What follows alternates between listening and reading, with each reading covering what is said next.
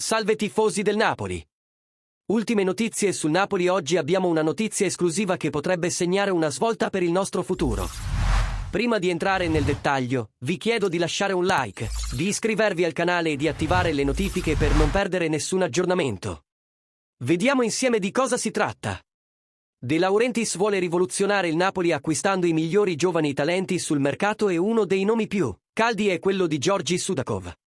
Il giovane talento dello Shakhtar Donetsk ha attirato l'attenzione di molti club europei, ma il Napoli sembra deciso a fare un'offerta convincente. In passato, De Laurentiis aveva già offerto 40 milioni di euro per assicurarsi Sudakov, ma lo Shakhtar aveva rifiutato, chiedendo una cifra più alta. Secondo il Guerin Sportivo, De Laurentiis è pronto a riprovarci con una nuova offerta per portare Sudakov al Napoli. Rinat Akhmetov, l'oligarca più influente del Donbass e proprietario dello Shakhtar, avrà l'ultima parola sul futuro del giovane talento.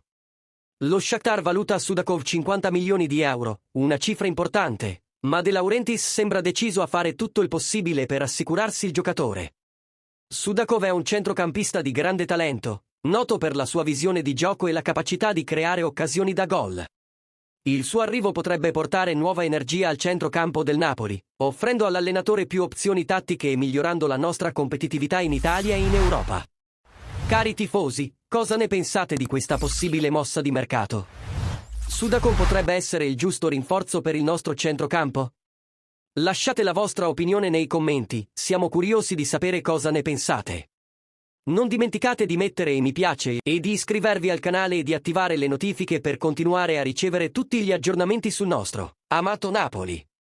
Restate sintonizzati, perché nelle prossime settimane avremo ancora più notizie sul futuro del nostro club. Forza Napoli, sempre!